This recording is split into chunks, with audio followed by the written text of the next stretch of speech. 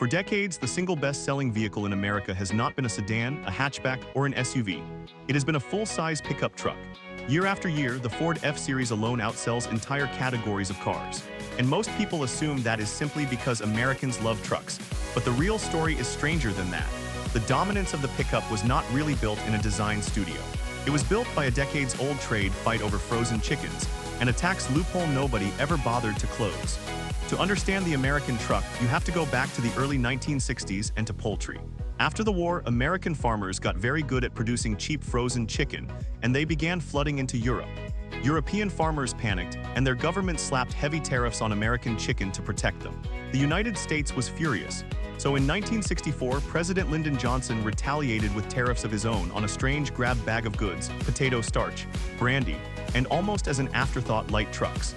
A 25% tariff, aimed mostly at the cheap, popular Volkswagen vans and pickups coming from Germany.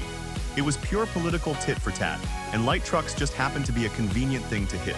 Nobody in that moment imagined they were about to shape the American road for the next 60 years. Over time, the chicken dispute faded, and the other tariffs were quietly lifted. But the 25% tax on imported light trucks stayed, and it is still here today, more than half a century later. It became known as the chicken tax, and its effect on the American car market is hard to overstate. A foreign car maker that wants to sell a pickup or a van built abroad has to add 25% to the price at the border, which is often enough to make it hopeless. So while imported sedans flooded in and competed fiercely on price, the truck market was left almost entirely to domestic makers, sheltered behind a wall built for a completely unrelated reason. That was the first advantage. The second came in the 1970s, and it may matter even more. After the oil crisis, the government introduced fuel economy rules, forcing car makers to hit average miles per gallon targets across everything they sold. But they split vehicles into two groups: passenger cars and light trucks.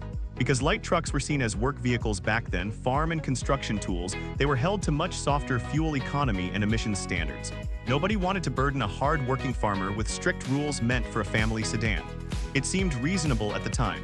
It also created one of the biggest loopholes in the history of the car industry. Here is what those two rules did when you put them together. Domestic makers had a protected market with almost no foreign competition, and a category of vehicle held to far gentler regulations than a normal car. So the incentive was overwhelming: build trucks. And better yet, build big ones, because larger vehicles were often held to even looser standards under the rules.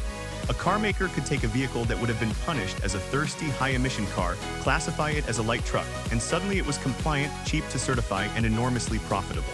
The regulations did not just permit the giant American truck, they actively rewarded it. The final piece was image. Automakers realized that these protected, lightly regulated, highly profitable machines could be sold to people who would never haul a load of gravel in their lives. So the marketing shifted. The pickup stopped being a tool for the job site and became a symbol. Freedom, toughness, capability, the open road. Interiors that once had rubber floors and vinyl seats grew leather, screens, and luxury trim. Advertising leaned hard into wide open landscapes, muddy trails, and heavy loads, selling a rugged fantasy to buyers whose trucks would spend their lives in supermarket car parks and school runs. The bed at the back, the thing that supposedly made it a truck, became the least used part of the whole vehicle. The pickup became a family car, a status object, and a personal identity, all while keeping the regulatory advantages of a work vehicle. It was the best of every world for the manufacturer. And this is the part that really locks it in. A full-size truck is one of the most profitable things a car company can build. Buyers are fiercely loyal to their brand, often more loyal than in any other segment, so competition on price is gentler.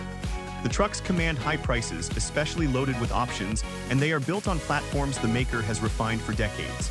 For companies like Ford and General Motors, the profit from trucks does not just help.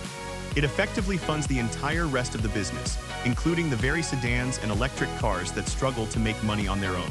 Losing the truck buyer is not an option, so everything orbits around keeping them happy. None of this was really planned as a grand strategy, and it has had consequences nobody chose.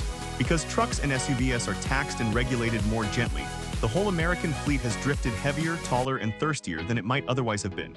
The vehicles have real safety trade-offs for the people outside them, with tall front ends that are more dangerous to pedestrians. And a set of rules written to protect farmers and punish European chicken tariffs ended up quietly reshaping what an entire nation drives. The market did exactly what the incentives told it to do. It just took 60 years to see the full shape of it. So why did the pickup truck take over America? Not simply because people love them, though many genuinely do. They took over because a retaliatory chicken tariff walled off foreign competition. A fuel economy loophole made trucks cheaper and easier to build than cars. And clever marketing turned a work vehicle into a lifestyle. Put those together and dominance was almost inevitable. The American truck is a genuinely capable machine, but it is also a monument to something less romantic. The strange, lasting power of a tax rule that everyone forgot to remove. Subscribe for more of the hidden economics behind the cars we drive.